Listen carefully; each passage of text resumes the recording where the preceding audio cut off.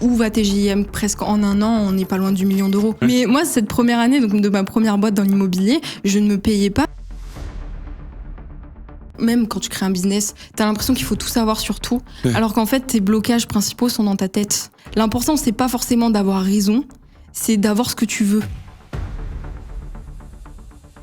Et je pense qu'on mettra une partie de l'équipe à Dubaï parce que tout le monde veut vivre là-bas aussi, tu vois. Ah ouais, c'est clair, il y a un attrait. Ouais. L'attrait, il est toujours là ou pas? Moi, je sais pas trop. Ah ouais? Ah oui. Moi, je pensais qu'on était sur la fin et tout ça. Des vendeurs de rêves vont vers la fin, qui font des publicités sur YouTube et qui disent que ouais, j'ai cette entreprise, mais on voit plus de qui en parle. Ouais. Mais tu vois, si t'enlèves ces énergumènes-là, il reste quand même des gens qui font du business et tout va bien. Et qui sont très sérieux et qui font du business à haut niveau. Et donc, toutes les personnes qui disent qu'ils travaillent 4 heures par jour là, sur Internet, grâce à l'e-commerce ou au dropshipping. Je pense que c'est pas possible. Parce qu'il n'y a aucun entrepreneur aujourd'hui, je pense, qui travaille 4 heures par jour. C'est du bullshit. Et je pense que la liberté, c'est de pouvoir choisir ses problèmes, pas de ne pas en avoir, parce que ça n'existe pas. Et les gens qui sont devenus riches, c'est parce qu'ils travaillent beaucoup. C'est ce que les gens ne comprennent pas. Par contre, tout le monde veut le résultat. Mais est-ce que vous êtes prêt à payer le prix vraiment ? Ouais. Oussama Ammar, il joue quel rôle dans ça ? Clairement, aujourd'hui, c'est mon advisor. Donc, quand il y a une vision, qu'est-ce qu'on va faire ? Parce qu'aujourd'hui, on est en France, mais on va sur le marché européen, international. On a un fonds d'investissement aujourd'hui qui est en cours de structuration. Et lui, si tu veux, il m'a tout simplement expliqué de la manière dont il voyait TGIM. Et moi, tout simplement, je le vois une fois par mois. Et il me dit, OK, quelle problématique tu rencontres ? En fait, c'est un mentor, finalement. C'est un mentor. Exactement. Pour moi, les boîtes de demain, c'est des personnes qui sont talentueuses, boostées à l'IA. C'est mon essence, mon fils, c'est mon moteur. Et j'ai envie qu'ils me regardent et qu'ils se disent... qu'ils soient fiers. Ma maman, elle a fait un truc de dingue, tu vois. Ouais, c'est clair, c'est clair. Battez-vous parce que vos enfants seront fiers de vous. Ouais, c'est clair. Bonjour les partenaires, bienvenue dans ce nouveau podcast. Aujourd'hui, je vais parler d'un sujet que je sais que la plupart d'entre vous, vous ne maîtrisez pas. La plupart des gens pensent que pour acheter ou pour commencer une entreprise, il faut partir de zéro. Alors qu'il existe un hack qui permet vraiment de prendre une entreprise qui a déjà fait ses preuves et qui a déjà du résultat. Aujourd'hui, je vais vraiment vous partager ça à l'aide d'une personne qui est formidable. Ce qu'il faut savoir, c'est que sur ce sujet, la plupart des gens qui sont experts, ils se cachent dans les banques d'investissement. Donc ça a été très dur de trouver une experte digne de ce nom. Aujourd'hui, j'ai Alison Tartari, qui est experte sur la reprise d'entreprise et qui va partager sans filtre comment on fait pour toi, pour moi, pour n'importe qui, avec un capital modéré pour accéder à une entreprise qui est déjà valorisée, qui produit déjà du chiffre d'affaires et qui est même déjà rentable. Donc Alison, bonjour, comment tu vas ? Bah écoute, merci pour cette introduction. Tu t'es bien renseigné sur les gens cachés dans le M&A. Effectivement, c'est vrai. Ouais. Merci de m'avoir invité sur ton podcast et je suis ravie de pouvoir parler de ce sujet-là. Yes. Bah écoute Alison, c'est le plaisir est partagé. Et en plus, le plaisir est le plus chez moi que chez toi parce que moi, je vais beaucoup apprendre aujourd'hui. Je t'avoue que sur la reprise d'entreprise, moi-même, je suis un apprenant. Donc, je vais vraiment être tout oui et apprendre de toi. Okay. Donc, la première des choses qui me vient, c'est je te regarde et quand je te vois, je devine pas que tu es dans la reprise d'entreprise. C'est vrai ? Ben oui, tu ne donnes aucun signal visuel. Donc, comment t'arrives dans ce milieu-là ? Qu'est-ce qui te met dedans ? Alors, les signaux visuels des gens là-dedans, c'est des gens chiants, grisonnants, des hommes, quinquas. Ouais, je vois très bien. Effectivement, je suis tout le contraire. Et je pense qu'il fallait un petit peu des gens pour dépoussiérer ce milieu. Oui. Qu'est-ce qui m'a amené là ? Tout simplement parce qu'il y a 1 an, maintenant, j'ai rencontré mon associé, donc Oussama Ammar, qui est mon cofondateur, dans un mastermind à Dubaï. Parce que moi, là-bas, j'étais dans l'immobilier. J'investissais un petit peu là-bas. J'avais un business que j'ai revendu d'ailleurs dans l'immobilier. Okay.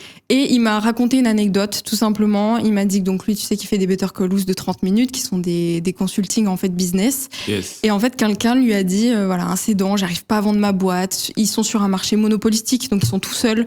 Ils vendaient des glaces à des hôtels 4 étoiles, ça s'invente pas. Et il n'arrivait pas à vendre sa boîte. Donc tout simplement, il venait en consulting pour demander des conseils. Oussama n'a pas réussi à lui décoincer la situation. Ça faisait 2 ans qu'il cherchait à vendre. Il a tout simplement donné sa boîte à Oussama en disant, ça me fait trop mal au cœur de la fermer. Essaie de trouver au moins quelqu'un valable pour pour la continuer tout simplement. Et c'est parti de là. Donc lui s'est toujours dit un jour je ferai de la reprise d'entreprise, pas lui directement, mais il se sentait, tu vois, lui c'est toujours quelqu'un qui va s'associer à des personnes où il sent qu'il y a le potentiel de faire ça. Et quand il m'a vu, il m'a dit tu me fais penser à Cody Sanchez, qui est un peu du coup la fille qui fait du M&A version décomplexée à l'américaine. Oui. Et finalement, je suis un peu son homologue en France, tu vois. Excellent. Et donc du coup, là ça fait combien de temps que tu le fais? Ça fait 1 an. Ça fait 1 an. Comment ça s'est passé l'apprentissage? Parce que c'est vrai que t'es dans l'immobilier, on n'est pas très loin parce qu'on fait de l'acquisition d'actifs quand on fait de l'immobilier. Ouais. On pourrait dire que l'acquisition d'entreprise c'est de l'acquisition d'actifs, mais ça répond quand même à des codes qui sont différents. Vraiment, ce que je veux comprendre, c'était quoi la démarche d'apprentissage? Par quoi vous êtes passé? Alors au début, c'était au mois de janvier de cette année, donc il y a pas si longtemps, Oussama a fait un post sur LinkedIn. Il a dit voilà, on a remarqué un problème de marché, qui est un problème démographique puisqu'il y a plus de 700 000 entreprises qui vont changer de main dans les 10 prochaines années. Ouais. On a énormément de personnes qui vont partir à la retraite. Oui. D'ailleurs, c'est un problème en France, une urgence nationale, même financière et économique. Oui. Donc, tu vois, on est sur des données purement factuelles. Et on a dit, on aimerait construire une solution, quelque chose. Donc, on aimerait comprendre ce marché-là. Il a donné, évidemment, il m'a présenté dans le post. Il m'a dit, allez parler à Alison. Vous faites du M&A, vous avez cherché à reprendre une boîte, etc. Contactez-la, parlez avec elle. Je pense que c'est le meilleur moyen de se confronter à la réalité, plutôt que de faire des fantasmes sur des documents, etc. Donc j'ai parlé à des personnes qui étaient directement impliquées dedans. J'ai dû faire 150 calls en 1 mois, 1 mois et demi.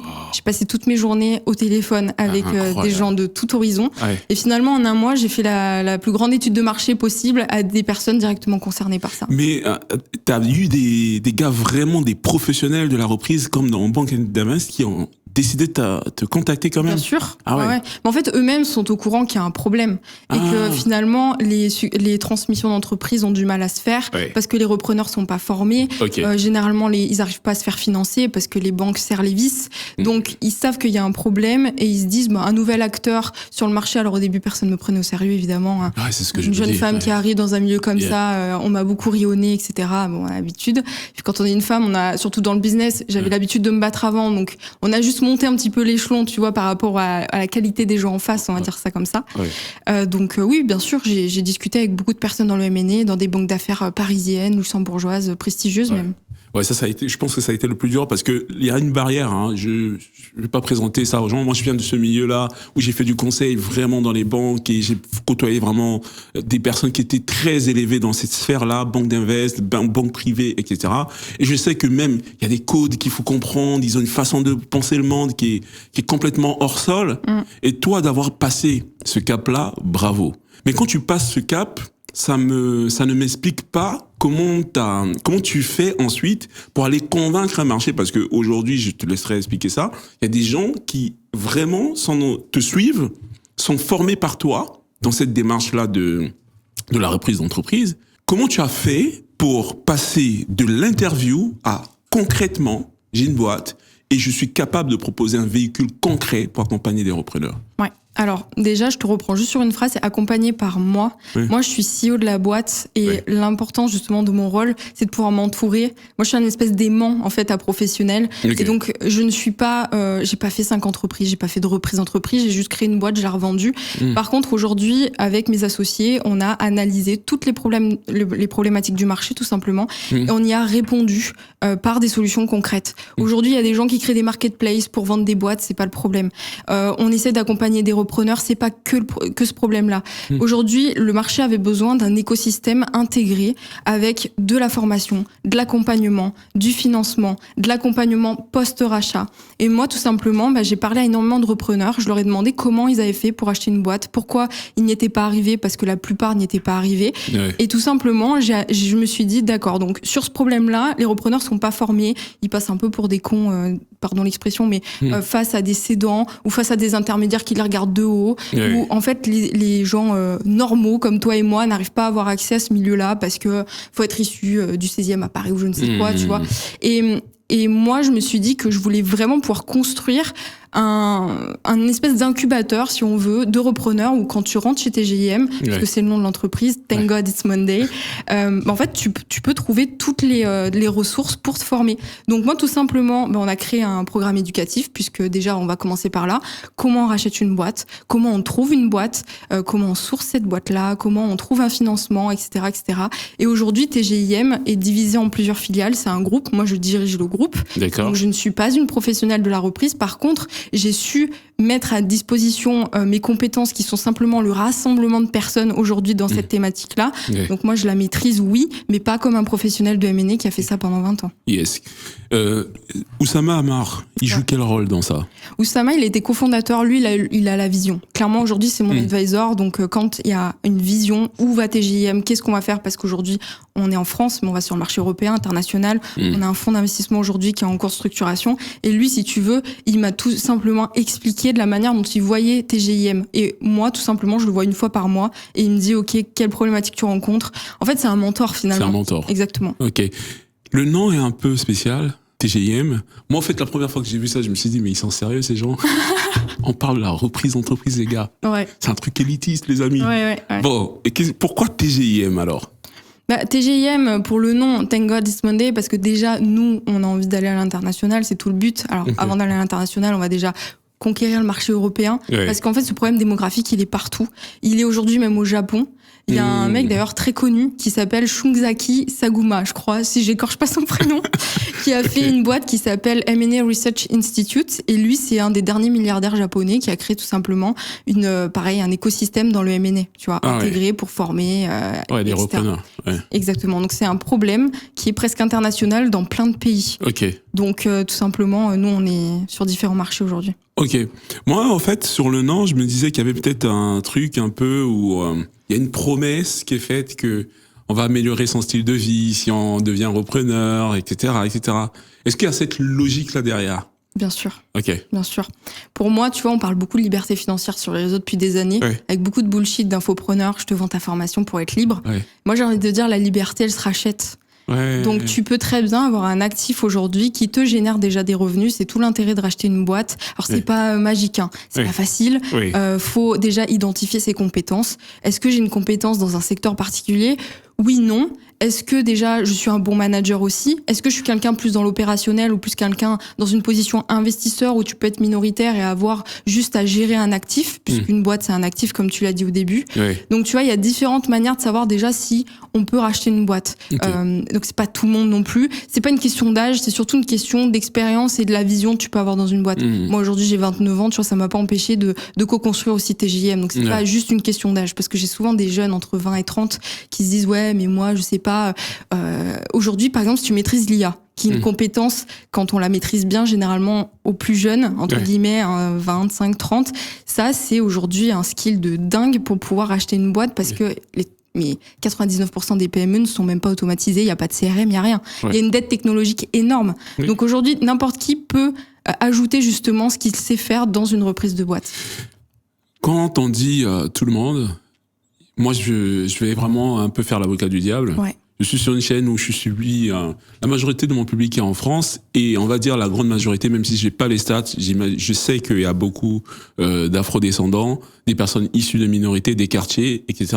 Et quand on parle de reprise de boîte, il y a beaucoup qui sont comme moi, noirs et tout, qui ont fait du conseil à haut niveau et qui se disent est-ce que le repreneur est ouvert à voir sa boîte passer dans la main d'un Français, mais d'origine africaine, ou je sais pas moi, un Français, arabe. Il faut dire les choses. Ouais, bien sûr, vas-y.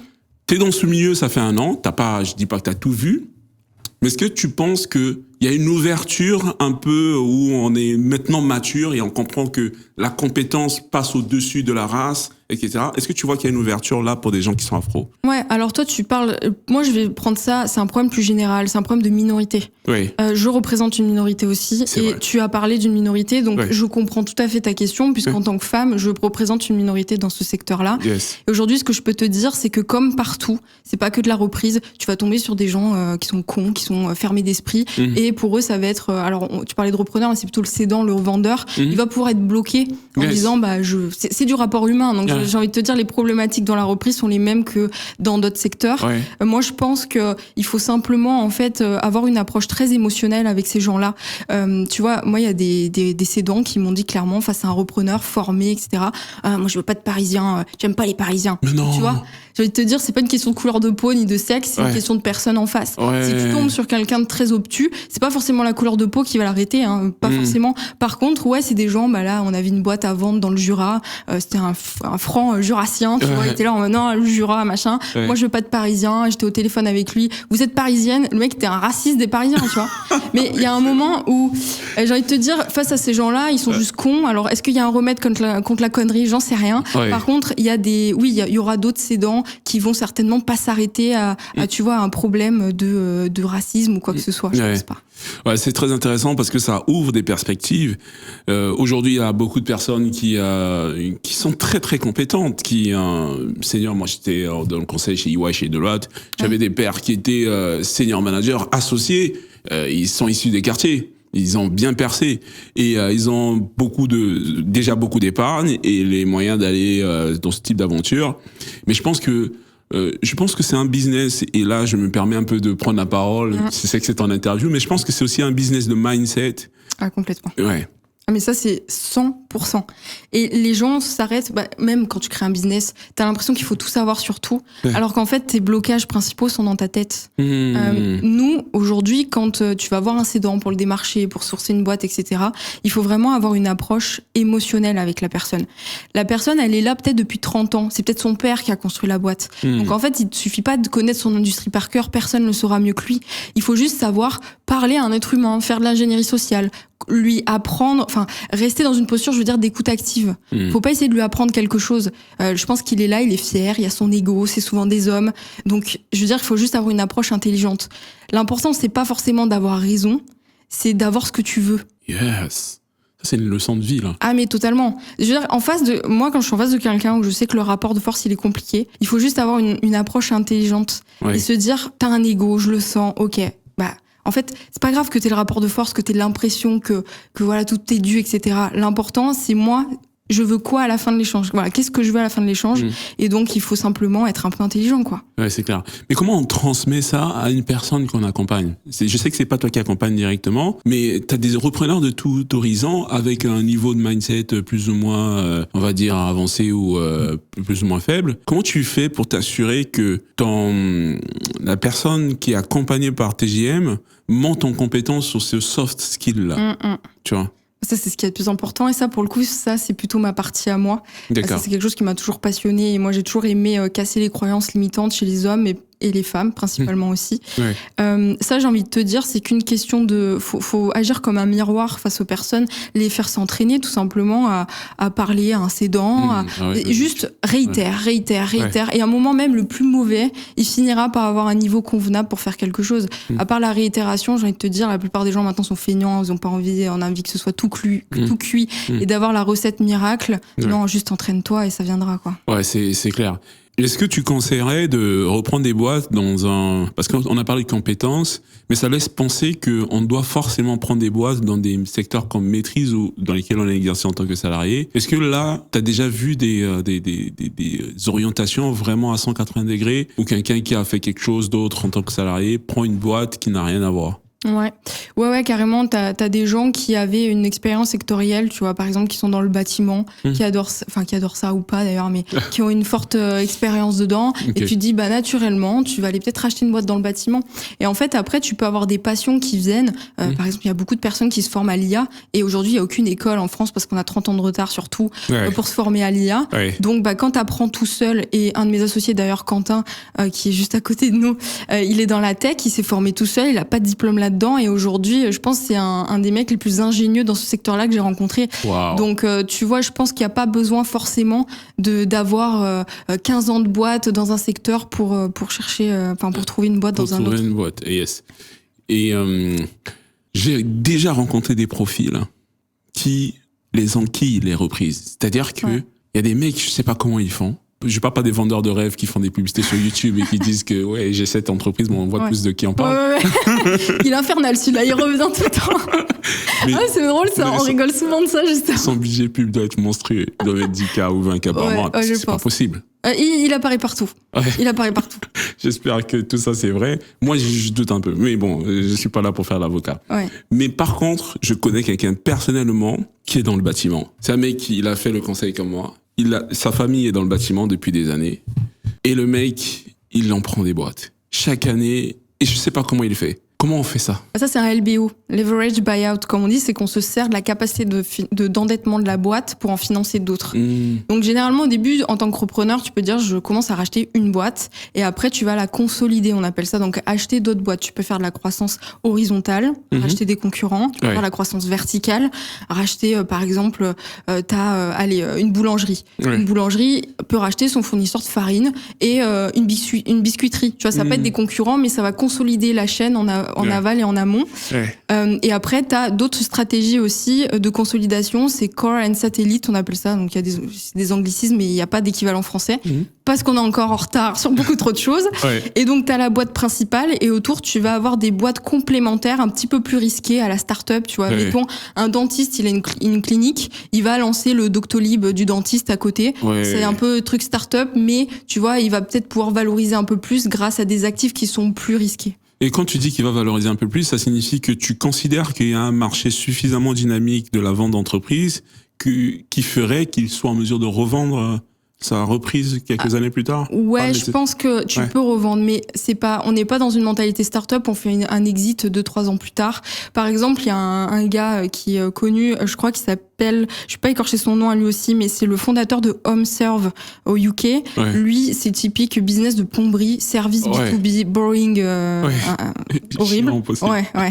Et en fait, lui a donc tout simplement fait un système de croissance horizontale en partant, mettons, il achète une plomberie. Il se dit, OK, bon, je suis dans région X, je vais en acheter un autre. Ensuite, je vais dans une région plus large, dans son pays, dans le monde. Lui, il a consolidé comme ça en rachetant des concurrents sur une ligne horizontale. Et tu vois, il a fait un groupe et qu'il a revendu 4 milliards en 2022. Mais je crois qu'il a commencé peut-être dans les années 80. Donc tu vois, c'est très long-termiste. Et surtout que là, c'est sur des business assez stables. Tu en achètes un autre, t'arrives à peut-être faire des croissances de 10-15% par an. On n'est pas sur une start-up où tu fais un fois 100. Par contre, si t'es patient et que tu fais ta petite consolidation tranquillement pendant quelques années, tu peux faire un exit à plusieurs millions, plusieurs milliards même. C'est vrai que c'est un style de vie qui est différent. C'est-à-dire que, surtout si la boîte, elle fonctionne déjà, on s'attend à des dividendes chaque année. Et voilà, donc il faut savoir vivre avec un salaire, un revenu bien fixe, c'est pas la folie, quoi. On vit pas à Dubaï, on rachète. Si? Pourquoi pas? J'ai envie de te dire. D'ailleurs, là, on est sur le marché de Dubaï en ce moment, qui est un marché très fort sur la reprise. Pas pour les mêmes raisons démographiques qu'en France. Mais ce qui est bien avec une boîte que tu peux, alors, évidemment, nous, on est sur des segments de marché, je l'ai pas précisé, mais de boîtes entre 2 et 30 millions de valos. Pourquoi? Parce qu'on fait du sans apport personnel. Nous, on finance les repreneurs. On a différents moyens de structurer la dette parce qu'aujourd'hui, c'est simple, tu veux acheter une boîte, tu vas dans une banque, il faut 20-30% d'apport et tu complètes avec le levier bancaire. Sauf que nous, la dette privée avec des investisseurs, etc., en France, c'est un gros mot. Encore une fois, ça va être la running gag. On est en retard sur tout. Et ça, en partie. Aux États-Unis, ça fait des années que tout le monde se finance avec de la dette privée à 25%, parce que c'est vraiment pas les mêmes taux. Nous, ce qu'on a fait, c'est qu'on a un club deal. C'est un club d'investisseurs qui investit dans les reprises de nos repreneurs contre part, donc contre de l'equity. Et aussi, là, je suis en train de faire une levée de fonds pour lancer une société de gestion qui va gérer un fonds d'investissement. Et ce fonds d'investissement va nous permettre à nous de prêter de l'argent aux repreneurs. Excellent. À 12%, entre 12 et 15%. Donc, tu vois, tu peux racheter des gros deals. C'est une approche qu'on appelle bottom-up. C'est-à-dire que tu pars de la capacité de financement de la boîte pour trouver ta cible. Pas ta capacité de financement à toi. C'est comme si je te disais, tu peux racheter n'importe quel bien immobilier du moment qu'il y a un cash flow positif. En fait, tu vas pas te limiter à un truc à 150 000 euros parce que tu as un salaire à 2000, tu vois. C'est clair. Et effectivement, ça donne beaucoup plus de possibilités. Donc, c'est vraiment un jeu de mindset et d'information. Parce que ça, il faut le savoir. Tu vois ce que tu viens de dire là, la plupart des gens ne le savent pas. Ils savent pas qu'on peut financer sans apport personnel. Ouais, c'est pour ça que même tu me parlais d'actifs de cadre sup ou de partenaires qui ont de l'épargne.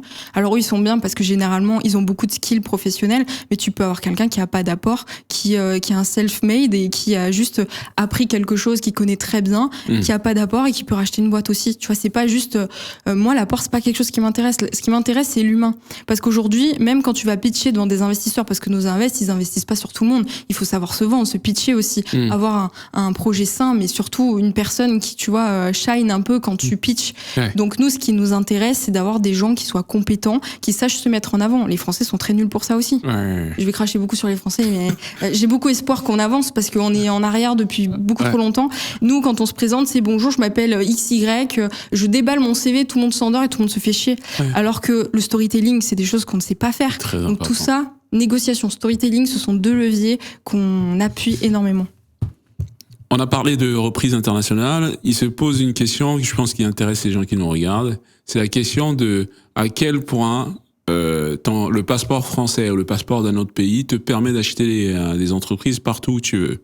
Par exemple, à Dubaï, en Europe, aux États-Unis. Est-ce que c'est quelque chose que vous avez déjà étudié et est-ce que tu as des choses à dire là-dessus? Ouais, alors, ce qu'on a déjà étudié, pas vraiment dans le détail, mais j'ai des premières pistes là-dessus parce que, tu vois, il y a des personnes, par exemple, qui sont en Afrique et qui veulent racheter en France. Oui. Et alors, je veux pas dire de bêtises, je veux pas m'avancer, mais on avait commencé à étudier avec quelqu'un qui était, par exemple, qui faisait des visas pour des personnes qui avaient une bonne stature sociale, etc., hein, qui travaillaient et autres, en Afrique et qui voulaient, par exemple, venir en France, mais aussi acheter une boîte, donc participer à l'économie réelle, etc. Et ça, on avait commencé à étudier un petit peu avec lui comment on pouvait faire, parce que c'était même des personnes qui avaient des super compétences à mettre en avant, de l'apport, même si c'est pas forcément utile à 100%, mais c'est des choses qu'on a commencé à étudier. Parce que effectivement, moi, c'est un échange que j'ai déjà eu avec des personnes qui sont soit très fortunées en Afrique. En Afrique, il y a une grosse problématique de qu'est-ce que je fais de mon argent. Les opportunités d'investissement, même en partant de zéro, hein, on n'est pas sur un marché qui est aussi développé qu'on peut l'avoir dans l'Occident. Donc les multimillionnaires en euros, voire même certains milliardaires, ont ce problème-là. Et la reprise, c'est quelque chose qui intéresse pas mal de gens, même dans mon entourage, qui sont en Afrique. Et la question qui se pose, auquel j'avais pas la réponse, c'est ce que je viens de dire là, c'est à quel point c'est possible. Je me suis renseigné un tout petit peu quand même. Je crois que c'est possible en France. De racheter une boîte quand t'as pas le passeport français ? Quand t'as pas le passeport français. D'investir directement dans une entreprise française parce que tu es un investisseur. Ok. Non, là, c'est différent parce que, effectivement, investir, j'ai envie de te dire, aujourd'hui, même là, dans la levée de fonds que je fais pour lancer le fonds d'investissement, j'ai des investisseurs qui sont étrangers. Oui. Donc, investir en tant qu'étranger dans une boîte française ou même européenne, ça, c'est totalement possible. Par contre, après, comment tu opères, tu vois, si t'es un dirigeant, que tu rachètes une boîte, tu peux pas être dirigeant. Ok. Ouais. Bah ça, j'en sais rien. Ça, non, honnêtement, je sais pas. peux te confirmer que tu le peux pas. Tu peux pas? Tu peux pas si t'es étranger. Tu peux pas avoir un mandat, mais tu peux posséder l'entreprise à 100%. Et tu peux avoir un visa peut-être par le fait que tu rachètes une boîte? Oui, t'as ton visa tranquille, t'as ton visa d'investisseur. Mais par contre, je pense que tant que tu résides à l'étranger, il faut que je vérifie. Je vais essayer de mettre... de faire un fact-check là-dessus et peut-être mettre les éléments là dans la description pour que vous les ayez. Mais tant que tu résides à l'étranger, si tu es résident à l'étranger, tu n'as pas de mandat, mais tu peux posséder la société à 100%, même dans la reprise. Ça m'étonne pas en tant qu'investisseur, bien sûr. Et donc, ça répond en partie à la question que je posais. Il y a peut-être une possibilité d'avoir ce côté un peu transfrontalier et international lorsqu'on est repreneur. Et sur cet aspect, on peut avoir des limites lorsqu'on est créateur. C'est-à-dire que quand on est étranger, pour créer une entreprise en France, si tu n'as pas, un titre de séjour ou un visa qui te l'autorise, c'est très compliqué. Alors que la reprise, on est un peu hors de ce... Ouais, puis c'est pas la même posture que sur une posture plus invest sur la deuxième option, ouais. Ok, bah ça c'est cool. Ça signifie qu'on peut tous aller investir à Dubaï, c'est ça? Entre autres, où tu veux. Par contre, oui, des investisseurs aujourd'hui peuvent venir par exemple dans le club deal chez TGIM, investir dans des reprises d'entreprise. Ils peuvent aussi investir dans le fonds d'investissement. Ils peuvent faire plein de choses différentes. Ouais, ok, très bien. Dans TGIM, quand on est dans le club deal, c'est quoi la vie pour moi par exemple si je veux investir dans des deals? Tu connais Anthony Bourbon avec le Blast Club? Oui, très bien. C'est exactement la même chose pour la reprise d'entreprise. T'as, mettons, Frédéric qui fait une reprise je sais pas, les ESN ou enfin peu importe, dans la métallurgie, tu vois. Tu te connectes sur la plateforme qu'on a, tu vois Frédéric, qui il est, qu'est-ce qu'il a fait avant, on le présente, on le storytell correctement, etc. Et on présente son deal, les rendements, toutes les données financières, etc. avec le rendement potentiel. Et toi, tu as qu'à investir des 1 000 € et tu auras de l'equity de la reprise de Frédéric. Ah, c'est génial. Super simple. Ok. Et il y a des dîners galas et tout, quelques fois par an. Ah, c'est marrant ça. Non, j'avais posé la question, mais c'est quelque chose qu'on a fait sur certains memberships. Mais moi, je rentre dans ces choses-là pour les dîners galas. Ouais, j'aime bien aussi. Mais oui, carrément. Et puis, en vrai, on en rigole, mais se rencontrer entre investisseurs, etc. Moi, j'ai jamais autant avancé dans ma vie professionnelle qu'en participant à ce genre d'événement. Et oui, c'est sûr. Donc, c'est la première des choses que je vais regarder avant de rentrer. Ok, je le mettrai en rouge en grande ligne. Excellent. Et donc là, ça fait 1 an. Comment ça s'est passé là sur le TGM, la croissance de la boîte, le nombre de personnes qui sont accompagnées et tout? Alors là, pour l'instant, on est une centaine de repreneurs. Je suis vague parce que pour l'instant, on est en train de faire un autre lancement, donc on attend un petit peu les données finales, mais on a une centaine de repreneurs. En sachant que l'accompagnement dure l'année, c'est ça? Oui, alors généralement, on va dire 1 an, mais ça peut aller au-delà. Tu vois, c'est pas parce que tu as fini l'année qu'on te dit allez, salut, au revoir. On a, tu vois, des gens qui voient beaucoup de deals parce que c'est pas, tu as vu un deal, c'est le bon tout de suite, tu vois. Généralement, tu as 15, 20, 30 deals, il faut faire de la quantité pour trouver la qualité. Donc, c'est pas parce que t'es pas allé au bout d'un an qu'on va te sortir. Les gens qui rentrent dans TGM, ils sont avec nous. Ouais, c'est excellent. Et c'est quoi la suite là pour TGM, la partie accompagnement sur la 2e année? C'est juste là, j'ai compris que la levée de fonds, c'est pour la partie gestion d'actifs, donc fonds d'investissement. Mais sur TGM, il y a une stratégie de scaling. Ouais. Alors là déjà, chose que je n'ai pas dite et qui est très très intéressant, je pense à spécifier, c'est qu'on est pro IA, intelligence artificielle à fond. Nous, sans l'IA, TGM n'existerait pas. On a un parcours qui industrialise. Il faut que tu reviennes là-dessus. Comment ça, sans l'IA, TGM? Parce qu'aujourd'hui, on peut pas, tu vois, industrialiser la reprise d'entreprise.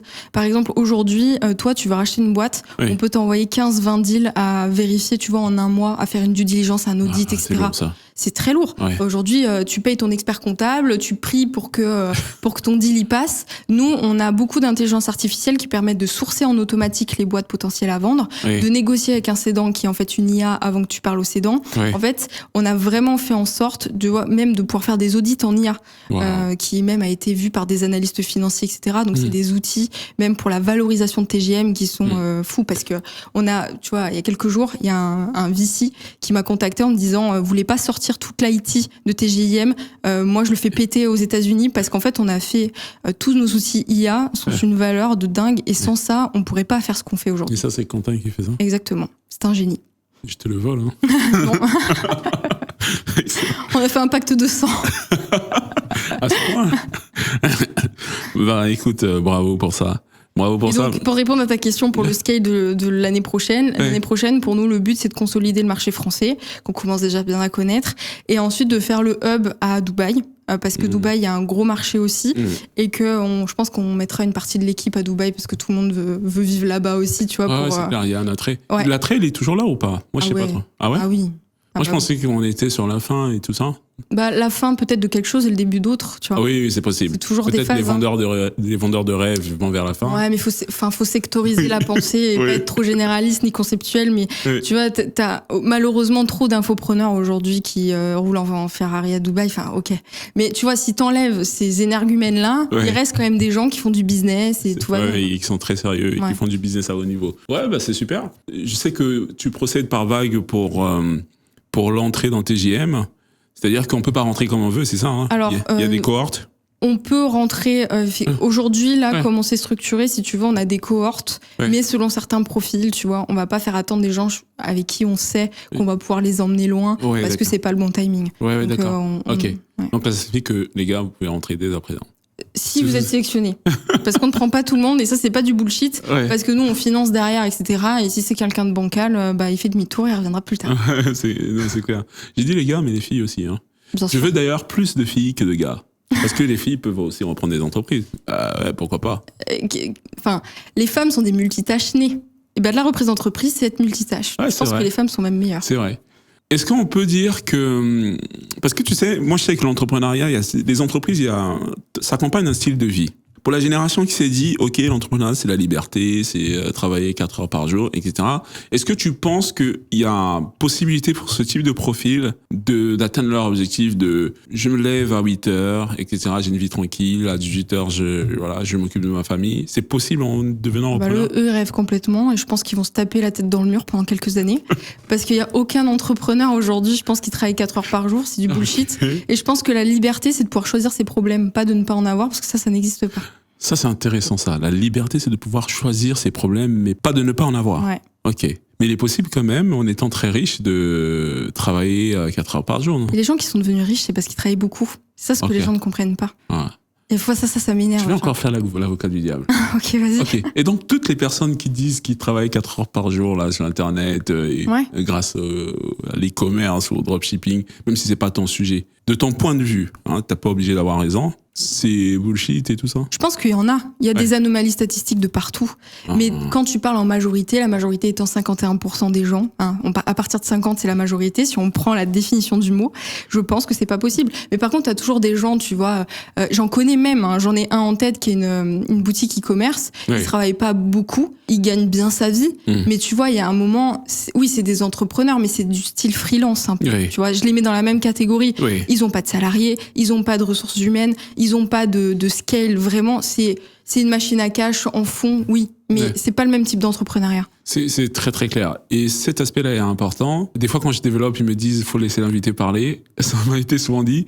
Mais c'est vraiment un aspect que tu soulèves que j'aimerais vraiment que tout le monde comprenne. C'est-à-dire que si tu fais une boîte sur laquelle tu n'as aucun scaling et que tu as un peu un genre de muse qui te génère des revenus tous les mois, bien sûr que tu peux avoir la vie de 4 heures. Mais par contre, si tu veux faire la vie que nous on veut là, scaler des boîtes, aller chercher le 100 millions de valo, le milliard, les gars, ça va pas se faire facilement. Non, mais de toute façon, et puis à un moment, il y en a qui sont pas faits pour ça non plus, tu vois. Nous, on n'a pas de vie. Moi, je regarde ma vie en ce moment. Franchement, je pense que personne la voudrait. Par contre, tout le monde veut le résultat. Mais est-ce que vous êtes prêt à payer le prix vraiment? Non, c'est pas grave, tu vois, c'est pas fait pour toi. Pourquoi tu dis que personne ne la voudrait? Elle ressemble à quoi ta vie en tant que CEO de TGM? Alors, ma vie, déjà, je suis maman, une semaine sur 2, donc on va dire que j'ai un setup de vie un peu particulier. Mais moi, ma vie, c'est simple, je travaille, je m'occupe de mon fils, je travaille, je m'occupe de mon fils, c'est tout. Donc, je n'ai pas de loisirs en ce moment, depuis presque un an, je n'ai aucun loisir, mais parce que j'aime ce que je fais. Donc il y en a qui se disent mais c'est horrible parce que si t'aimes pas ce que tu fais, franchement c'est horrible. Mais oui, j'ai des moments de stress, forcément c'est pas toujours facile, mais j'aime profondément ce que je fais, je suis tellement animée par la vision que pour moi, tu vois, c'est hors de question que je ralentisse un tout petit peu parce que c'est trop important et parce que le momentum il est maintenant. Oui, c'est clair. La notion de momentum est très très importante. J'ai un incubateur qui s'appelle The Momentum. C'est vrai? Oui. Ok, je savais pas. C'est le nom de mon incubateur. Et je sais que, et je dis ça, là, on est en train de lancer un produit qu'on appelle Partenaire Success. Bon, c'est pas le sujet, mais je dis souvent aux équipes qui m'accompagnent sur ce produit-là que le momentum, c'est hyper important. C'est le truc qui fait que la plupart des gens, même quand ils sont talentueux, ils ratent une boîte. Ah, ça c'est vrai. Il faut vraiment y aller très très fort dès que ton flair t'a dit que c'est le moment. Et il faut tout donner.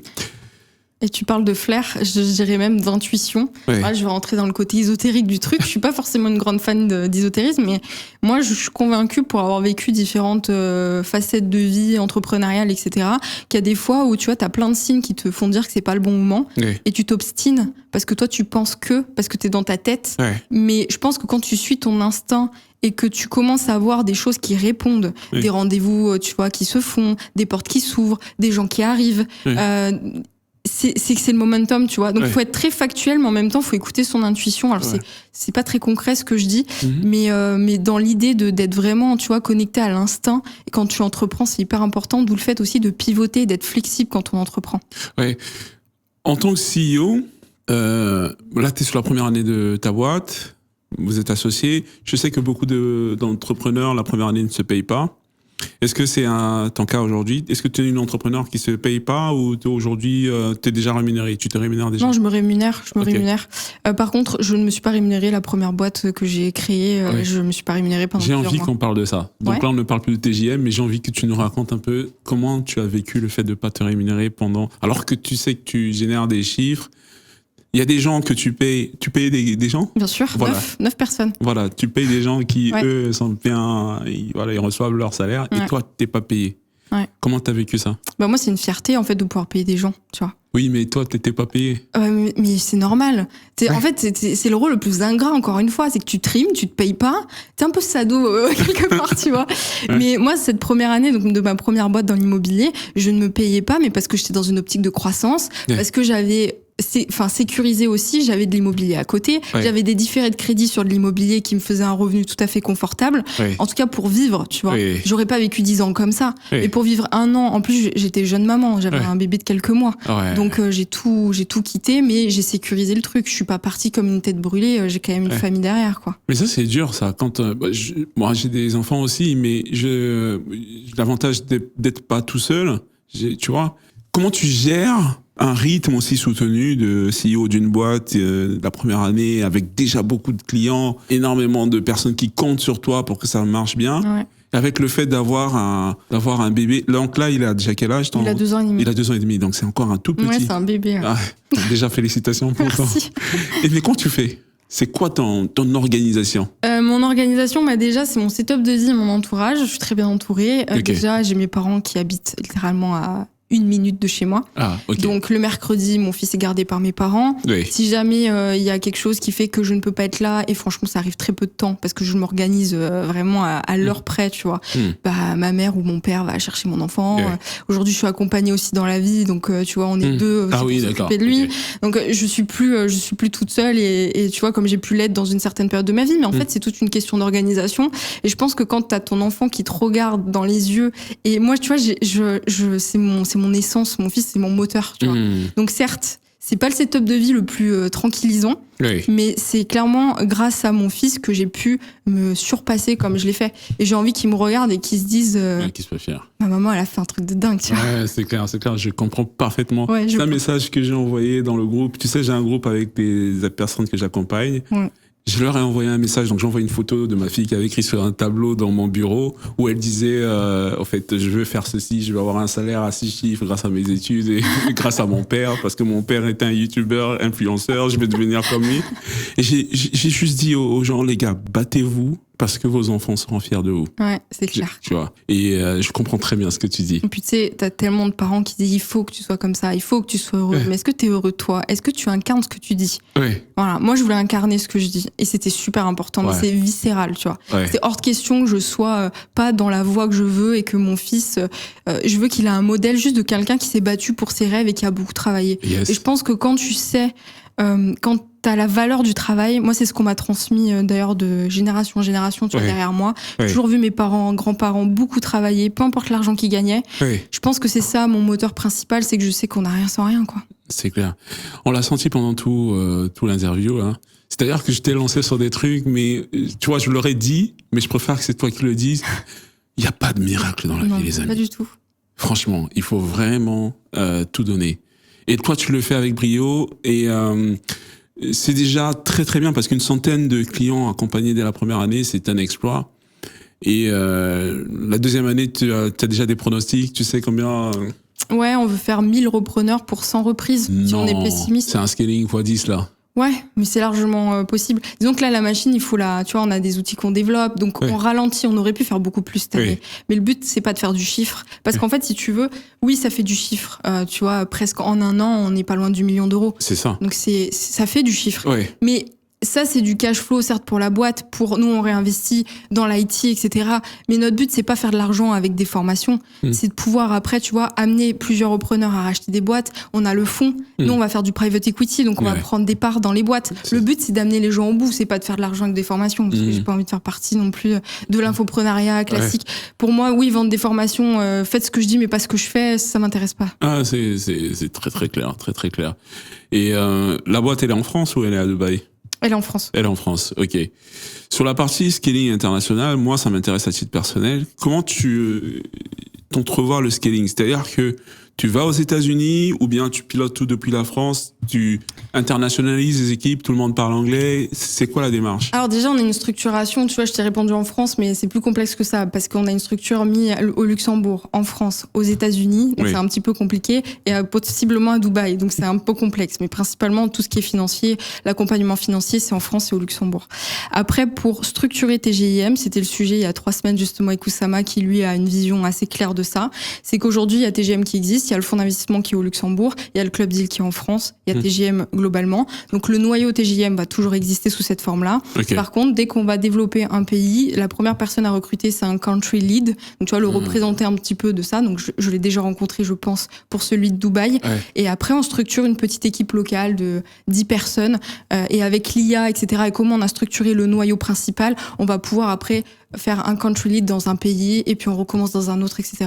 D'accord. C'est-à-dire que c'est intéressant. Parce que moi, je discutais avec Guillaume Moubèche, que tu connais. Ah bah oui, mais enfin, je le connais de nom, quoi. Et il me disait que lui, il a réussi, tu vois, je lui avais posé la même question parce que c'est vraiment mon objectif, là, d'internationaliser je suis en train de développer un SaaS. Il me disait, lui, depuis la France, il a développé EMEA, APAC et LATAM, je crois, en même temps. Et en fait, je me suis dit, ok, donc c'est possible. Je vais laisser les bureaux en France, avoir des mecs qui parlent anglais, et puis attaquer directement en mode, tu vois, prospection B2B. Après, je pense que c'est très singulier à son développement perso aussi. Toi, tu parles de SaaS, donc j'imagine que ça rejoint l'Emlist aussi. Mais je pense que maintenant, les barrières de la langue, c'est une question que t'as avec l'IA, il y en a plus vraiment. Ouais. Parce que là, tu vois, on se disait, les webinaires qu'on fera, je peux me faire doubler en 50 langues en même temps par une IA. Donc, tu vois, je serais toujours la figure TGIM, tu vois, même à l'international. Tu sais, on n'a pas fini de parler parce qu'en ce moment, dans ma boîte, c'est Quentin qui fait ça. On le fait, oui, lui, c'est je te le vole, mec. Là, je suis en train de faire un webinaire par semaine, donc on est en train de vraiment de roder le système. Ouais. Parce que l'idée, c'est vraiment de faire un truc en 3 langues. Le même webinaire, de l'avoir en 3 langues, en anglais, en français, en espagnol. Ouais. Et aujourd'hui, vous savez déjà le faire. Bien sûr. Mais ça, c'est rien. Tu savais tout ce qu'il fait. Attends, je vais te dire un truc qui va te brainfuck direct. Ouais. On n'a plus Pipedrive, on n'a plus Calendly, on n'a plus Webinar Jam bientôt. Tous les outils qu'on utilise tous, il les a tous refaits. Incroyable.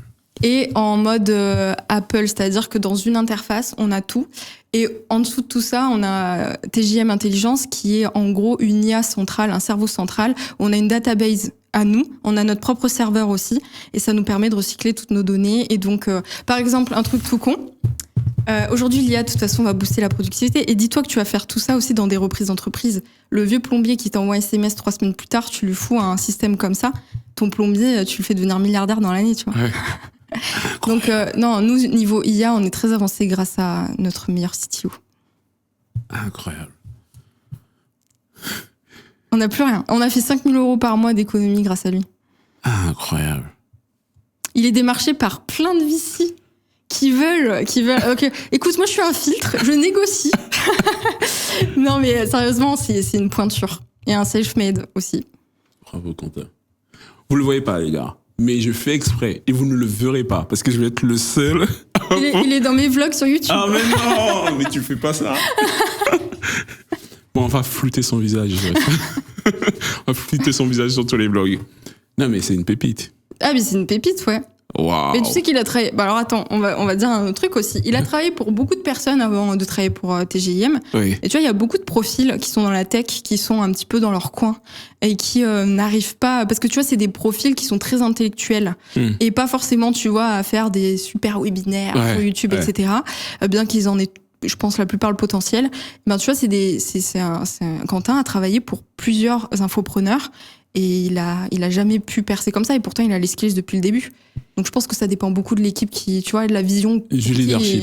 Exactement. Ouais. Moi, franchement, quand j'ai vu ce qu'il faisait, enfin, il faisait pas ça au début, mais quand j'ai perçu le potentiel qu'il avait, et lui-même en était conscient, mais il avait pas encore de matière pour explorer ce potentiel-là, il est rentré au capital tout de suite de TGM. Et pour moi, c'était un associé, c'était pas un prestataire. Yes. Ah, très intéressant. C'est comme ça qu'on attire des talents aussi, parce qu'il y a plein de gens qui savent peut-être faire la même chose ou des choses différentes et qui sont pas à leur bonne place. Là, j'ai besoin que tu donnes une masterclass à tout le monde. Comment tu fais lorsque tu as quelqu'un en face de toi pour découvrir, parce que là, bon, tu nous donneras ta sauce, pour découvrir que c'est une personne qui peut aller beaucoup plus loin que ce pourquoi tu as fait appel au départ. Alors, moi, j'ai une philosophie aujourd'hui, c'est que je ne recrute pas, alors je vais essayer de pas être trop médisante dans mes propos, mais je ne recrute pas de main-d'œuvre exécutante pure. Pour moi, les boîtes de demain, c'est des personnes qui sont talentueuses, boostées à l'IA. Proactive, player A, peu importe comment tu les appelles. Donc moi, je cherche tout le temps déjà des soft skills qui sont importantes pour moi. C'est-à-dire que Quentin, au début, quand on a lancé TGIM, on était très proches parce qu'on a tout de suite fité assez rapidement, mais on se parlait tous les jours. Et tu vois, ils faisaient des tunnels de vente pour XY infopreneurs et tout ça. Moi, je voyais quand même ce qu'ils faisaient, c'était super intéressant. Et puis, on connecte intellectuellement super vite. Et donc, il me dit, au fait, j'ai fait un site internet pour TGM, si ça t'intéresse, jette un coup d'œil. On travaillait pas ensemble. Et tu vois, je me suis dit, ok, le mec, il a travaillé gratuitement, sans rien que je lui demande. Ouais. Et il m'envoie ça. Donc déjà, je l'aimais beaucoup en tant que personne, mais j'ai vu qu'en plus, il était compétent. Donc après, en fait, très simplement, je me suis dit, bon, on a besoin d'une plateforme de formation. On n'a pas School, hein. C'est lui qui l'a fait, la plateforme de formation. Donc là, j'ai des trucs, je suis sûre, j'en oublie. On a une dizaine d'apps qui ont été faites par... Là, en ce moment, il est en train de faire 7 ou 8 apps en même temps. Et ça nous coûte même pas 100 balles par mois, juste de le stocker sur un serveur qui nous appartient en plus. Voilà. Désolée, je vais peut-être te déprimer, mais je pense que de toute façon, il y a un virage dans lequel il faut dupliquer des Quentins. Et je pense que le savoir, il l'a. Tu fais pas de formation, Quentin ? Pas encore. Sa valeur, elle est beaucoup trop haute pour l'instant pour... Non, mais sinon, il aurait formé toutes mes équipes, tout le monde. Bah, tout le monde lui dit ça tous les jours. De toute façon, c'est une pépite. Mais non, mais il forme tout le monde, même le mec de la sécurité. À l'IA. Non, mais tu vois, par exemple, un autre truc que je trouve fou, parce qu'en plus, il est très intelligent et très créatif, c'est que vu qu'on a un TGM Intelligence, au milieu, par exemple, on a Fathom, on ne l'a plus. Le recorder, c'est TGM Recorder, c'est lui qui la dev, avec un transcript parfait. Donc ça veut dire qu'il est tout le temps connecté à tous nos échanges. Et en fin de semaine, tu vois, là, on veut faire une identité de marque à TGM pour ceux qui parlent sur les réseaux, etc. Ouais. Donc on veut que même, tu vois, aujourd'hui, on a un head of deal qui s'appelle Rémi, et il est un peu timide dans le M&A, machin. On veut le mettre en avant sur LinkedIn. Ouais. Et ben l'IA, elle est connectée à tous les échanges, etc. Et le dimanche, elle va pouvoir lui donner, tu te rappelles ce que t'as dit mardi ? Ça peut être une super idée de post, parce que c'est une IA qui est promptée virale. C'est une machine de guerre qu'on a. On peut l'acheter, là. Et ben, c'est tout le sujet de 2026. Ouais, d'accord. Non, mais les gars, là, on a rendu fou tout le monde. Tu vas voir ça. Là, je pense que ça, c'est un SaaS. De toute façon, Quentin, je vais faire une Nostradamus. Je pense que c'est la future licorne française de l'année prochaine. J'en suis sûre. Ah ouais? Ouais. Un truc de fou. J'ai jamais vu un mec comme ça. Et Oussama le dit aussi. Oussama, quand il parle, il est dans la tech, hein, c'est quand même. Il a cofondé The Family. Hein. Ouais. Et ben, il a dit je parle de ce que fait Quentin aux gens, les gens ne me croient pas. Non, mais je crois parce que je le vois. Tu me parlerais d'un truc, d'un mec imaginaire, je dirais, ouais, elle a inventé cette histoire. Tu vois ? Non. Et le gars, il est là dans la pièce. Il est là. Incroyable. Et on pourrait faire un podcast entier avec lui sur la partie tech parce que c'est juste énormissime tout ce qu'il fait. Là, j'ai dit 5%. Ouais. Pour tous ceux qui veulent vraiment aller entreprendre sur Internet, tu viens de lâcher vraiment un message qui est incroyable, c'est que mettez-vous à l'intelligence artificielle, les gars. Je sais pas, débrouillez-vous, mais apprenez l'intelligence artificielle comme vous voulez. Quentin a une part dans TJM, c'est-à-dire que initialement, le projet se fait sans lui, mais parce qu'il a des bonnes compétences en intelligence artificielle, aujourd'hui, c'est valorisé et TGM va prendre en valo et mais de toute façon, il y a 50% de la valeur de la boîte qui est faite par Quentin. Yes. Clairement. Donc, c'est vraiment un vrai conseil, mettez-vous à l'intelligence artificielle. Ça va créer un gap monumental. Tu vois, là, par exemple, je travaillais, on avait embauché une bras droit opérationnel que tu connais il y a pas très longtemps. Ouais. C'est une personne qui ne travaille plus avec nous. Parce que l'IA, je te la prends direct. Ah ouais. Mais c'est pas grave, hein, c'est une très bonne personne à part entière. Mais pas d'IA, t'es mort. Pendant que nous, on fait 50 tâches dans la journée, une personne qui ne maîtrise pas l'IA en fait 2. T'es fini. Ouais. Ah ouais, mais c'est incroyable. Moi, Et pour répondre, parce que j'ai peut-être des distracteurs LinkedIn parce que je me fais sabrer toute la journée parce que... On est habitué, même moi, tu vois, tout le bien que je fais aux gens, je leur donne des trucs gratuitement, on m'insulte. Ouais, non, mais bon, attention, on a l'habitude. Mais tu vois, vu que je suis un peu stricte et que, tu vois, moi, je perds pas trop de temps avec les gens et que, bon, bah, elle est repartie comme elle est venue. Et c'est pas péjoratif. Ouais. Mais évidemment, on forme, on accompagne. Mais en fait, il y a un truc, tu vois, aujourd'hui, la différence, c'est pas la compétence, c'est la manière d'utiliser l'IA. Et des fois, t'as des gens, t'es câblé dessus. Rémi, Head of Deal, il est dans le M&A, il a fait une école de co, on lui a jamais appris l'IA. Il utilise l'IA, mais d'une manière hyper poussée, super intelligente. Évidemment, on s'apprend entre nous, etc. Et quelqu'un qui n'est pas câblé là-dessus, mais même pas, il met un pied chez TGM déjà de base. Ouais. Et est-ce que toi, en tant que CEO, et ça c'est une question qui est très importante, tu fais aussi d'une priorité pour toi-même l'utilisation de l'intelligence artificielle? Est-ce que t'as des formes un peu de remords comme ça en fin de journée quand t'as l'impression que tu l'as pas suffisamment utilisé? Moi, je l'utilise toute la journée. Du matin au soir. Je parle plus à ChatGPT qu'à n'importe quel ChatGPT, Claude et d'autres, tu vois. Ouais. Non, moi, c'est... Mais tu vas vraiment deep, les agents, etc., t'as des trucs que t'automatises? Parce que moi, en fait, en tant que CEO, j'utilise beaucoup la conversation. Ouais. Mais très peu l'automatisation parce qu'en fait, toute la partie N8N est faite par des personnes dans l'équipe. Ouais. Donc, j'ai beaucoup d'automatisation qui me sont servies, au fait. Ouais. Et donc, du coup, moi, je me suis pas trop formé sur N8N parce que ça m'est servi un tout petit peu. Ouais. Et je me demande, est-ce que c'est une erreur de ma part? Comment tu vois? Moi, je pense que pour répondre à ta question, la posture de CEO, c'est pas forcément de savoir tout faire, mais c'est de tout comprendre. Mais t'as pas peur que tu passes à côté de choses, même pour ta propre vie, que t'aurais pu faire plus rapidement? Si t'avais appris, par exemple, comment, je sais pas moi, automatiser un truc avec un N8N rapidement, utiliser n'importe quel agent, etc. Surtout que ça évolue de plus en plus vite et c'est de plus en plus accessible, les agents. C'est-à-dire qu'avant, il fallait être un peu intelligent, il fallait comprendre les choses, etc. Ouais. Et là, c'est devenu quasiment du drag and drop, quoi, tu vois. Ouais, c'est vrai.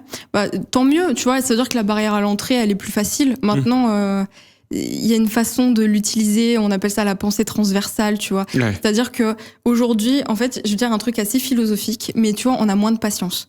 On scrolle vite, tu vois, les shots de dopamine, on est le truc qui marche pas, vas-y, c'est bon, je le verrai plus tard, tout le monde fait ça.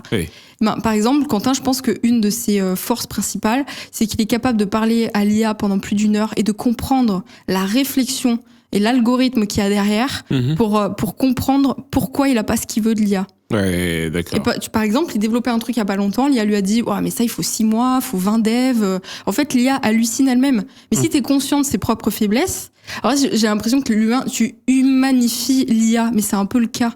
Et tu vois, t'as une manière de l'utiliser. Donc aujourd'hui, c'est plus des agents, etc. C'est je pense encore au-delà de ça, c'est utiliser l'IA, oui, mais savoir surtout penser avec elle. C'est ça qui est intéressant. Okay. Et c'est ça qui fait le edge. Donc toi, en tant que CEO, je trouve que si, bon, pour N8N, etc., si t'as des gens qui l'utilisent et que toi, tu sais l'utiliser, que tu comprends ce qu'ils font, t'es pas obligé d'avoir ton nez partout, mais au moins de comprendre l'écosystème. Ce que tu viens de dire est très intéressant parce que la problématique, là, que je me pose en direct, c'est comment tu transmets à tout le monde, aux media buyers, à l'OBM, là, mon online business manager, aux développeurs, tout ça, cette sensibilité pour aller travailler avec l'intelligence artificielle en concert pour produire un résultat. Et c'est plus qu'une formation, on n'est pas juste sur une formation technique, on est vraiment sur une culture. Une culture. C'est une culture d'entreprise, c'est vraiment ça. C'est TJM, IA. Tu vois, donc déjà, nous, quand on recrute quelqu'un, donc pour le recrutement, c'est moi et Julie. Julie, c'est une autre de mes associées dans TGM qui est CEO. Et donc, nous, on fait des use cases à chaque fois, des business cases. C'est-à-dire, on te demande de filmer ton écran en réfléchissant à la tâche que tu es en train de faire. Reprends, on te demande de filmer ton écran, un loom, un truc comme ça. Parce qu'aujourd'hui, tu fais un exercice à quelqu'un, il le fout dans le ChatGPT, il te fait copier-coller. Alors s'il est bon, il enlève les tirets, et il met les ensemble, il les enlève, tu vois. Par contre, s'il est pas bon, tu le vois vite. Mais par contre, aujourd'hui, tu peux pas différencier les gens sur des exercices comme ça lambda parce qu'ils savent tous le foutre dans le ChatGPT et te faire copier-coller. Tu le vois très bien. Aujourd'hui, tout le monde a on dirait tous, un Baudelaire qui écrit, tu vois. Ouais. On sait le différencier. Ouais. Donc aujourd'hui, il faut comprendre comment les gens utilisent l'IA et comment ils pensent avec l'IA. Donc l'exercice n'est pas de faire l'exercice en tant que tel stricto sensu, mais de se filmer en disant comment je résous ce problème en utilisant l'IA. Ok. Et comment je pense avec elle. Ok. Et ce LUM-là, c'est à faire en évaluation avant de rentrer dans la boîte ou c'est fait tout le temps dans la boîte comme étant un exercice qui est demandé à tout le monde d'être fait? Tous ceux qui travaillent dans TJM. Ah ouais. Ils le font au quotidien? Non, pour rentrer. Pour rentrer. Oui, de toute façon, c'est. Okay. Tu sais, moi, il y a du reporting journalier. On a un groupe où il y a toute la team TJM et tous les soirs, chaque personne qui travaille dit aujourd'hui j'ai fait ça. Et moi, je sais très bien, selon les tâches qui sont faites, si tu as utilisé l'IA ou pas, et si c'est pertinent ou pas. Ouais. Parce que moi, j'aurais tendance à valoriser l'utilisation de l'intelligence artificielle quand ça a été bien fait. Moi, je dis aux gars, utilisez l'intelligence artificielle, soyez pas cons. Mais par contre, il faut pas envoyer un truc avec des gros warnings comme ça, des emojis dans tous les sens, etc. Ouais. Mais parce que ça, c'est quelqu'un qui a pris le résultat de ChatGPT et qui a copié-collé. Mais aujourd'hui, moi, j'utilise par exemple ou Claude un peu plus pour l'écrit. Je trouve que pour le copywriting, c'est mieux. Mais je fais en sorte c'est le premier jus. Mais après, pour avoir le nectar, il faut affiner, c'est un entonnoir. Donc, soit tu promptes correctement en amont, soit tu parles avec pour que ça soit un petit peu plus dans le ton. Et en fait, c'est tout. Moi, par exemple, sur LinkedIn, je m'aide évidemment l'intelligence artificielle pour écrire, mais j'ai une IA qui est promptée, copywriter, avec mon ton, qui a une database de tous les écrits que je fais, qui sait pertinemment comment je m'exprime. Ça, c'est une manière d'utiliser l'IA en allant dans le nectar de l'IA, juste pas en foutant ça dans le ChatGPT. Très, très intéressant. Tu vois, on est parti de la reprise d'entreprise et là, on a une masterclass de mes carrément d'entrepreneuriat et même de gestion d'équipe. Il y a tout. C'est un truc de fou. L'IA, aujourd'hui, dans la reprise d'entreprise, c'est 50% du truc. OpenAI vient de prendre des parts d'une boîte, je ne me rappelle plus le nom, qui fait du rachat d'entreprise, de boring business, de services B2B. Ah bon? Pourquoi? Parce qu'ils vont injecter OpenAI dans les boring business. Et c'est tout à fait la vision de TJM. Ah yeah. Ok. Bon, tu vas m'avoir chez TJM dans le Club Deal en tant que élève de TJM parce que je vais faire des reprises bientôt. Ah non, mais moi je te lâche plus. En plus, je vais, avec la proximité, je vais te demander des conseils sur comment tu fais sur l'IA et tout. Tu vois, on parle de reprise, et c'est super intéressant. Déjà, merci de la qualité de tes questions, parce que franchement, des fois, les podcasts, tu sens que c'est un peu compliqué. Là, c'est hyper pertinent, et tu vois très bien la cohérence qu'il y a entre l'IA et le boring business. On est à un virage, mais c'est vrai. Vraiment, on a connu l'ère d'Internet. L'IA est en train de transformer l'ère digitale, oui, mais maintenant est en train de s'implanter dans l'économie réelle. Aujourd'hui, nos PME françaises, les gens impriment les mails, les posent sur les tables des salariés. Enfin, c'est une catastrophe. Aujourd'hui, on parle de racheter ces boîtes-là qui vont de toute façon, pour la plupart, partir en fumée parce qu'il n'y a pas de repreneurs et parce qu'ils partent à la retraite. Mais en plus, on vient de parler de tout ça. Donc aujourd'hui, on parle d'un autre type de management, d'une transition digitale et en intelligence artificielle qui est très forte. Et là, pour ceux qui auront compris ça, vous êtes les leaders de demain. Les gars, c'est la meilleure conclusion. Franchement, t'as plus rien à dire. Franchement, Alison, si tu dis plus, c'est bon. Hein, on va les achever. J'arrête. Incroyable. Je sais pas. Vous êtes encore vivant? Non, mais c'était un podcast incroyable. Parmi les meilleurs qu'on a eu jusqu'à présent. On a eu de très bons podcasts. Hein. Mais là, c'était à la fois technique, mais aussi très pratique. Franchement, merci Alison. Je ne regrette pas d'avoir vu cet échange avec toi. Moi-même, j'ai beaucoup appris, les gars. Beaucoup. Merci. Et les filles aussi, j'oublie toujours de dire les filles. Mais les filles, je vous aime beaucoup. On va rester là. N'hésitez pas à vous abonner tout de suite parce que des podcasts de ce type, il y en aura une palanquée sur la chaîne. Je suis là pour vous servir, les gars. Donc, je vais vous emmener la crème de la crème. Meilleur commentaire pour Alison. Dites vraiment à Alison ce qu'elle a pu vous apporter sur ce podcast. C'est hyper important. Je me démène pour vous trouver les meilleurs profils, pour vous apporter les meilleurs conseils. Le moindre des remerciements que vous pouvez faire, c'est laisser le meilleur commentaire. Je vais prendre tout ce qui est lié à un TJM pour mettre dans la description. Donc vraiment, pour rejoindre la cohorte, on veut les gens sérieux, les amis. Venez pas... C'est pas pour tout le monde. Venez vraiment avec un truc, tu veux vraiment reprendre une entreprise, t'es sérieux, t'as fait du conseil, t'as un peu d'expérience, t'as monté une boîte, t'as revendu une boîte. Le lien sera dans la description, tu cliques directement en contact avec les équipes de TJM. Le Club Deal, je suis pas sûr, s'adresser à quelques initiés, mais... Pas forcément. Ouais. Le but, c'est de pouvoir investir même des 1 000 €, donc ça peut... Quand tu vois le taux du livret A, je pense que il est temps de... Les gars, Même des 1000 €. Donc on va mettre le lien du Club Deal aussi. Vous rejoignez le Club Deal, vous investissez et vous me direz merci plus tard. Voilà, c'est pas ça le problème. À la fin, j'ai besoin que vous regardiez la vidéo qui est juste là, à côté. Parce que c'est une vidéo de la même qualité. Donc c'est soit un podcast, soit un storytelling d'une personne qui a accompli des choses extraordinaires, ou bien juste un big fail d'une personne qui a complètement planqué, foiré sa boîte. C'est pas grave. On apprend de toutes les vidéos qu'il y a sur la chaîne. Vous êtes de plus en plus nombreux à vous abonner. J'ai 50 à 100 personnes qui s'abonnent par jour. Vous croyez que ces personnes s'abonnent par hasard? Non, elles ont compris quelque chose. Sur cette chaîne, il y a énormément de valeur. Ne passez pas à côté de ça. Abonnez-vous et vous cliquez sur la cloche de notification. Vous partagez et quand vous déroulez, il y a un moyen de booster la vidéo. Vous boostez la vidéo. Et si on atteint 10 000 vues, j'offre un iPhone 17. Ah ouais? Non, je plaisante. Oh, t'es chaud là, on l'arrête plus. Tchuss et à tout de suite. Là.